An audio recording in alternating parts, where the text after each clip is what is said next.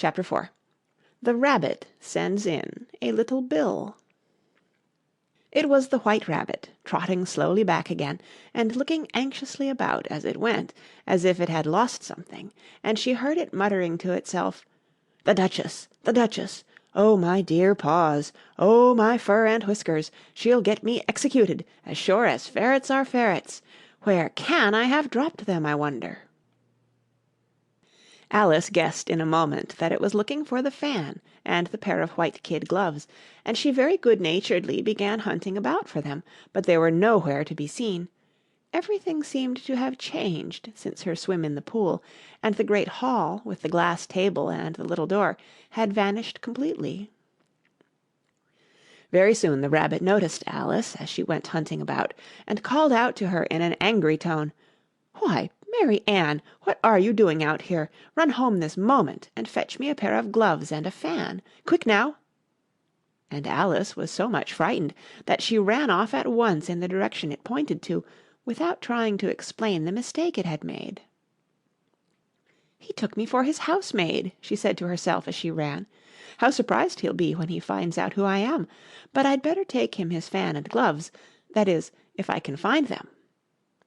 As she said this, she came upon a neat little house, on the door of which was a bright brass plate with the name W. Rabbit engraved upon it. She went in without knocking, and hurried upstairs, in great fear lest she should meet the real Mary Ann, and be turned out of the house before she had found the fan and gloves. "How queer it seems," Alice said to herself, "to be going messages for a rabbit. I suppose Dinah'll be sending me on messages next." And she began fancying the sort of thing that would happen. "Miss Alice, come here directly and get ready for your walk." "Coming in a minute, nurse, but I've got to see that the mouse doesn't get out." "Only I don't think," Alice went on, "that they'd let Dinah stop in the house if it began ordering people about like that." By this time she had found her way into a tidy little room with a table in the window, and on it, as she had hoped, a fan and 2 or 3 pairs of tiny white kid gloves. She took up the fan and a pair of the gloves, and was just going to leave the room, when her eye fell upon a little bottle that stood near the looking-glass.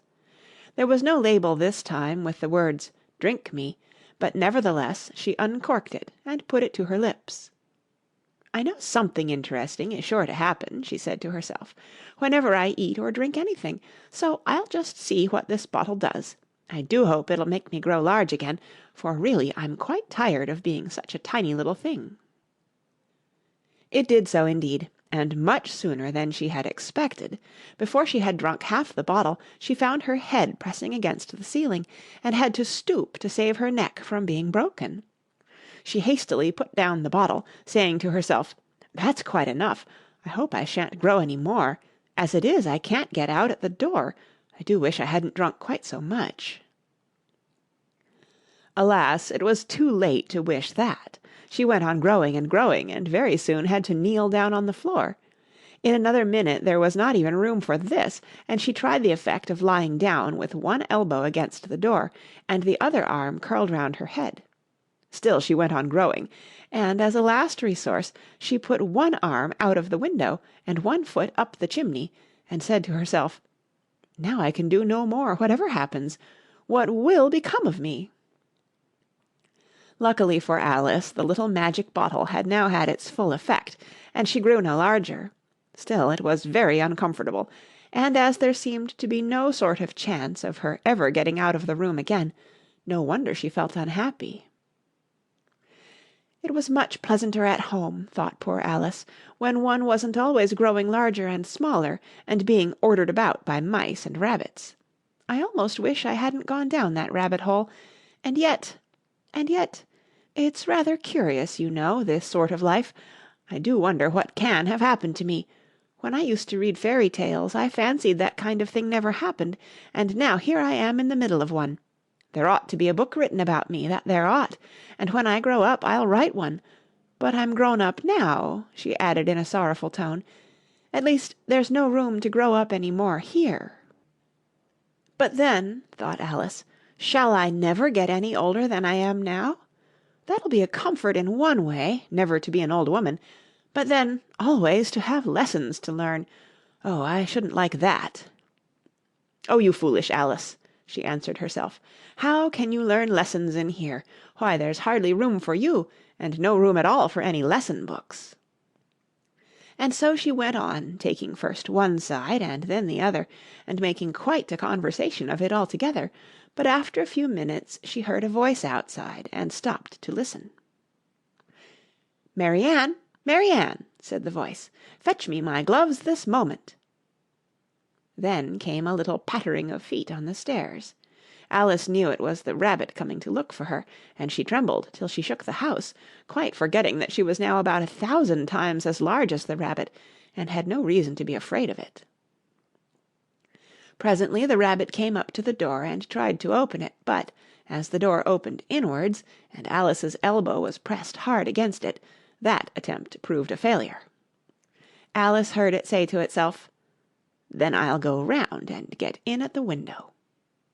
"That you won't," thought Alice, and, after waiting till she fancied she heard the rabbit just under the window, she suddenly spread out her hand and made a snatch in the air. She did not get hold of anything, but she heard a little shriek and a fall and a crash of broken glass, from which she concluded that it was just possible it had fallen into a cucumber frame or something of the sort. Next came an angry voice, the rabbit's, "Pat, Pat, where are you?" And then a voice she had never heard before, "Sure then I'm here, digging for apples, your honour." "Digging for apples, indeed," said the rabbit angrily. "Here, come and help me out of this." Sounds of more broken glass. "Now tell me, Pat, what's that in the window?" "Sure, it's an arm, your honour." He pronounced it arum. "An arm, you goose! Who ever saw one that size? Why, it fills the whole window." "Sure it does, your honour, but it's an arm for all that." "Well, it's got no business there, at any rate. Go and take it away." There was a long silence after this, and Alice could only hear whispers now and then, such as, "Sure, I don't like it, your honour, at all, at all." "Do as I tell you, you coward." And at last she spread out her hand again, and made another snatch in the air. This time there were 2 little shrieks, and more sounds of broken glass. "What a number of cucumber frames there must be," thought Alice. "I wonder what they'll do next. As for pulling me out of the window, I only wish they could. I'm sure I don't want to stay in here any longer." She waited for some time without hearing anything more. At last came a rumbling of little cart-wheels, and the sound of a good many voices all talking together. She made out the words, "Where's the other ladder? Why, I hadn't to bring but one. Bill's got the other. Bill, fetch it here, lad. Here, put 'em up at this corner. No, tie 'em together first. They don't reach half high enough yet. Oh, they'll do well enough. Don't be particular. Here, Bill, catch hold of this rope. Will the roof bear? Mind that loose slate. Oh, it's coming down. Heads below." A loud crash. "Now who did that? It was Bill, I fancy. Who's to go down the chimney? Nay, I shan't. You do it. That I won't, then. Bill's to go down. Here, Bill. The master says you're to go down the chimney." "Oh, so Bill's got to come down the chimney, has he?" said Alice to herself. "Shy, they seem to put everything upon Bill. I wouldn't be in Bill's place for a good deal. This fireplace is narrow, to be sure, but I think I can kick a little." She drew her foot as far down the chimney as she could, and waited till she heard a little animal, she couldn't guess of what sort it was, scratching and scrambling about in the chimney close above her. Then, saying to herself, "This is Bill," she gave one sharp kick, and waited to see what would happen next. The first thing she heard was a general chorus of, "There goes Bill!" Then the rabbit's voice along, "Catch him, you by the hedge!" Then silence, and then another confusion of voices. "Hold up his head! Brandy now! Don't choke him! How was it, old fellow? What happened to you? Tell us all about it." Last came a little feeble squeaking voice. "That's Bill," thought Alice. "Well, I hardly know. No more, thank ye. I'm better now, but I'm a deal too flustered to tell you. All I know is, Something comes at me like a jack-in-the-box, and up I goes like a skyrocket." "So you did, old fellow," said the others. "We must burn the house down," said the Rabbit's voice, and Alice called out as loud as she could, "If you do, I'll set Dinah at you." There was a dead silence instantly, and Alice thought to herself, "I wonder what they will do next. If they had any sense, they'd take the roof off." After a minute or two they began moving about again, and Alice heard the Rabbit say, "A barrowful will do to begin with." A barrowful of what? thought Alice, but she had not long to doubt, for the next moment a shower of little pebbles came rattling in at the window, and some of them hit her in the face. "I'll put a stop to this," she said to herself, and shouted out, "You'd better not do that again," which produced another dead silence. Alice noticed with some surprise that the pebbles were all turning into little cakes as they lay on the floor, and a bright idea came into her head. "If I eat one of these cakes," she thought, "it's sure to make some change in my size, and as it can't possibly make me larger, it must make me smaller, I suppose." So she swallowed one of the cakes, and was delighted to find that she began shrinking directly. As soon as she was small enough to get through the door, she ran out of the house, and found quite a crowd of little animals and birds waiting outside. The poor little lizard, Bill, was in the middle, being held up by 2 guinea pigs, who were giving it something out of a bottle. They all made a rush at Alice the moment she appeared, but she ran off as hard as she could, and soon found herself safe in a thick wood. "The first thing I've got to do," said Alice to herself, as she wandered about in the wood, "is to grow to my right size again, and the second thing is to find my way into that lovely garden. I think that will be the best plan." It sounded an excellent plan, no doubt, and very neatly and simply arranged. The only difficulty was that she had not the smallest idea how to set about it, and while she was peering about anxiously among the trees, a little sharp bark just over her head made her look up in a great hurry. An enormous puppy was looking down at her with large round eyes, and feebly stretching out one paw, trying to touch her. "Poor little thing," said Alice in a coaxing tone, and she tried hard to whistle to it, but she was terribly frightened all the time at the thought that it might be hungry, in which case it would be very likely to eat her up, in spite of all her coaxing. Hardly knowing what she did, she picked up a little bit of stick and held it out to the puppy, whereupon the puppy jumped into the air off all its feet at once with a yelp of delight, and rushed at the stick and made believe to worry it. Then Alice dodged behind a great thistle to keep herself from being run over, and the moment she appeared on the other side the puppy made another rush at the stick, and tumbled head over heels in its hurry to get hold of it.